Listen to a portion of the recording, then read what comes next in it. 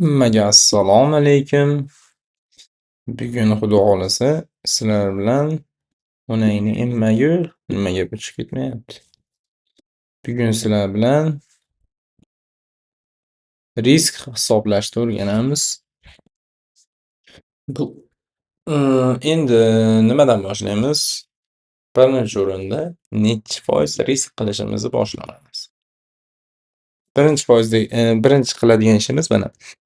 Misol minimalniy balansdan boshlaymiz. Minimalniy balans $100. Forex paralari uchun $100, $1000 va $10,000. Endi ketaveradi. Hokazo qilganlari hokazo. 10,000 dir, 15,000 dir, 20,000 dir, $800 dir, $1,500 bilmadim. Endi necha foiz risk qilishni boshlaymiz? Birinchisi 1% risk, ikkinchisi 2%, uchinchisi 3%, to'rtinchisi 4% ketaveradi bu ham. Xohlasangiz 100% risk qiling.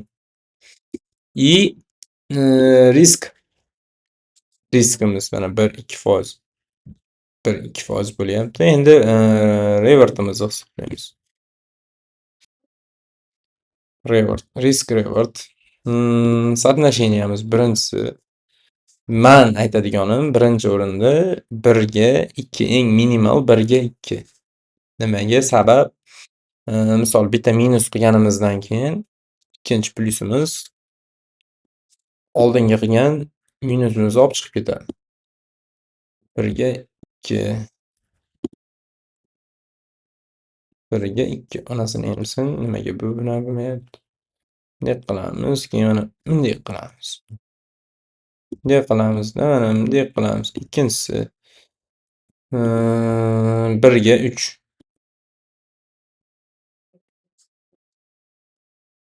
1 ga 3. Uchinchisi 1 ga 4. 1 ga 4 jicha nerealniy emas-ku, lekin jicha tajriba kerak bunga. Endi hisoblashni o'rganib olishimiz kerak. Birinchi o'rinda hozir biz masalan hozir ko'p goldda ishlaydi. $100 bilan goldda ishlash bu shu $100 shunday yo'qotishdaka gap. 0.01 ochgan taqdiringizda ham $1 shunday prosentga tushib bo'ladi. Hisoblasangiz olinib bo'ladi. $1000 plyus bo'lsa $10 0.01 dan ochganingizda $10 risk qilmoqchi bo'lsangiz 100 pips yurish kerak. 100 pips yurish uchun oltin yaxshi yurib berish kerak, o'rtacha yurib berish kerak. $10,000 bo'lsa $100 risk qilyapmiz 1% da. Endi 1000 pips yurib berish kerak. 1000 pips endi nerealniy bir kunda 1000 pips endi katta yangiliklarda kirmasangiz boshqa moment unaqa yurish qiyin. Endi 2% riskimiz $100 da $2, $1000 da $20, $10,000 da $200. $2 0.01 da hisoblasak 20 pips. $1000 $20 bo'lsa 0.01 da hisoblasak 200 pips yurish kerak. $10,000 da 2000 pips yurish kerak. $200 risk qilishimiz uchun 0.01 ochsa 200 pips yurish kerak. Endi hozir oddiy hisoblaganimizda misol yevro USD ishlarmiz yo bo'lmasam yevro katta ishlarmiz, USD katta ishlarmiz. Hozircha USD/GPI deb hisoblaymiz. Misol men $2 $100 balansim $2 risk qilmoqchiman. Hisoblash uchun birinchi o'rinda qiladigan riskimizni summasini yozamiz. Misol $2 bo'lamiz necha pipsga? 10 pipsgadir, 20 pipsgadir, 50 pipsgadir, u xudo biladi. Yo siz bilasiz. Siz bilan xudo biladi. U qilayotgan ishingizni, men qilayotgan ishimni men bilan xudo biladi. Endi men misol 15 pips stop loss qo'yaman 15 pipsga. Buni bo'lamiz 10 ga. 0.01 bu 3-larini yozib bo'lmaydi baribir. 0.01 lot ochilinadi. 0.01 lot ochilinadi. $1000'imizda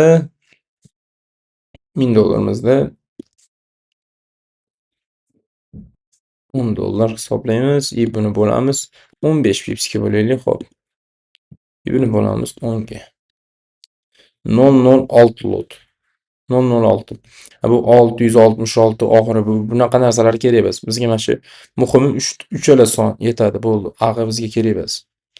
Ha, endi 10.000 dollarimizda 1%imiz $1000 bo'lyapti. 10.000 $100 bo'lyapti. 100 dollarimizni risk qiladigan summamizni yozamiz. Buni bo'lamiz 15 pipsga. Bu pipsimiz risk qiladigan pipsimiz. Buni bo'lamiz 10 ga. Va keladigan lot 0.66. 0.66 ni 0.66 lot ochib 15 pipsga stop loss qo'yganimizda spreadni hisobini olmaymiz. Spreadni hisobini olishimiz uchun spread nechiligini hisobini olib, misol hozir 0.66 qo'yilgan bo'lsa, 15 pipsga qo'yilgan bo'lsa, 0.66 ochmasdan 0.66 ochmasdan stop loss o'sha spreadni ham hisoblaymiz. Misol kimdirda 3 pips bo'lar, brokerga qarab. Kimdirda 3 pips, kimdirda 5 pips, kimdirda 2 pips, kimdirda 8 pips, bilmadim. Misol 2 pips bo'lsin. Mana nimasigacha hisoblab beryapman sizlarga, spreadigacha. Bunga qo'shamiz 15 pipsni 17 pips chiqyapti. $10.000 pulimizga $200 risk, $100 risk qilyapmiz. $100 buni bo'lamiz 17 pipsga, buni bo'lamiz 10 ga va chiqib kelyapti 0.58. Tushundilaringmi? Endi o'zlaring hisoblashni sekin-sekin o'rganib olasizlar. Endi risk revertga o'tsak, risk revertimiz birinchisi 1 ga 2, ikkinchisi 1 ga 3, uchinchisi 1 ga 4. Соотношение. Endi bu nima sababdan bunaqa 1 ga 2, 1 ga 3, 1 ga 4? Bu biz qiladigan foydamizni yo bo'lmasam zararimizni qoplab ketadi. Qancha ko'proq foyda qilsak, bu o'zimizga yaxshi. Lekin risk amal qilib ishlagan holatda hech kim 100% har kun, har doim foyda qilmaydi.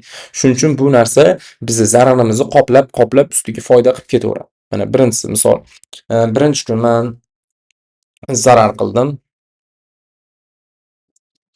Birinchi kun men zarar qildim. Ikkinchi kun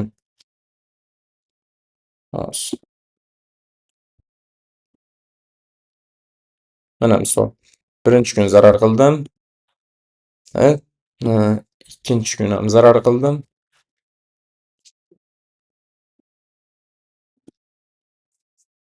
Uchinchi kun foyda qildim. 1-2 соотношениeni tushuntiryapman sizlarga. Uchinchi kun foyda qildim. Shunda biz qancha foydada bo'lamiz? Topinglar-chi. Endi men aytaman. Birinchi kun zarar bo'ldi. Birinchi kun $1, ikkinchi kun $1, uchinchi kun necha dollar? Jami mana buyurmayman nimaga? $2 bo'ladi. Birinchi kun $1, ikkinchi kun $1.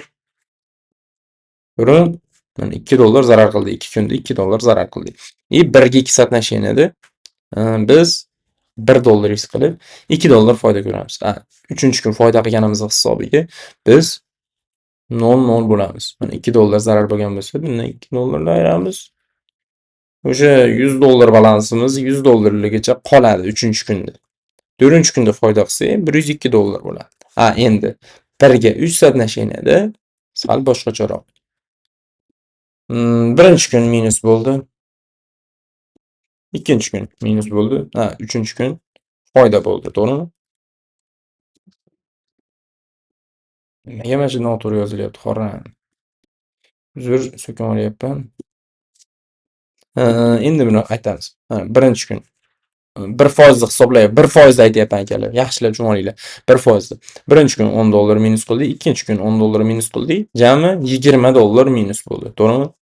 Uchinchi kun 1 ga 3 соотношениеda uchinchi kun $60 plus qildik. Endi qaranglar.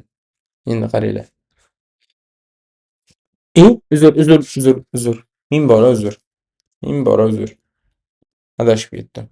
$10 ko'paytiramiz 3 ga. 3 соотношение. $30 plus qildik. To'g'rimi? Men adashib ketibman, aytda $20 risk qildi deb o'ylayapman. Endi bundan $10 birinchi kun, to'g'rimi? Ikkinchi kun $10, uchinchi kun plus qildik. $30. Endi bundan ayiramiz 2 kunlik minusimizni va biz $110 4-chi kunda biz o'sha 3-chi kun yopilishida $110 balansda balans bo'ldi va $10 foydadamiz. Ha, bunisini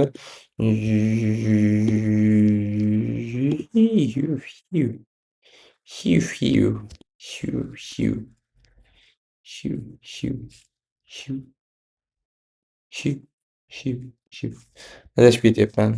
Onangni nimaga yur. Menga adashib ketasan. Horam. Tushundilaringmi? $10 aytganimni $1000 aytdim. Birinchi kun $10 minus, ikkinchi kun $10 minus, uchinchi kun plyus $30 bo'ldi. $10 uchtasi $30 bo'ladi. $20 ayirganimizdan keyin bizda $10 bo'ladi. Balansimiz $1010 bo'ladi. Biz $10 foydada bo'lamiz 3-kunda. Endi $100,000'likni birga 4 soatnosheniyaga tushuntiraman. Tushunyapsizlarmi, tushunmayapsizlarmi? Ondan nimaga?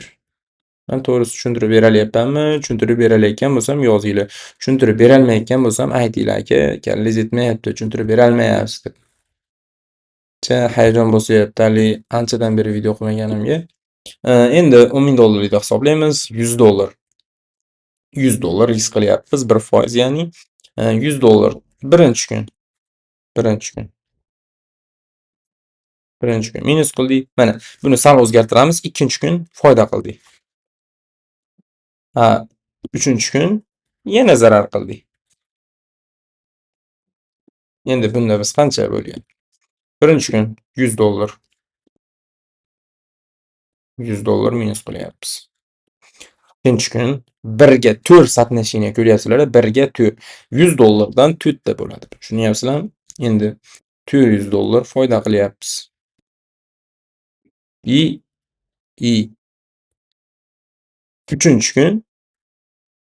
Uchinchi kun zarar qilyapmiz.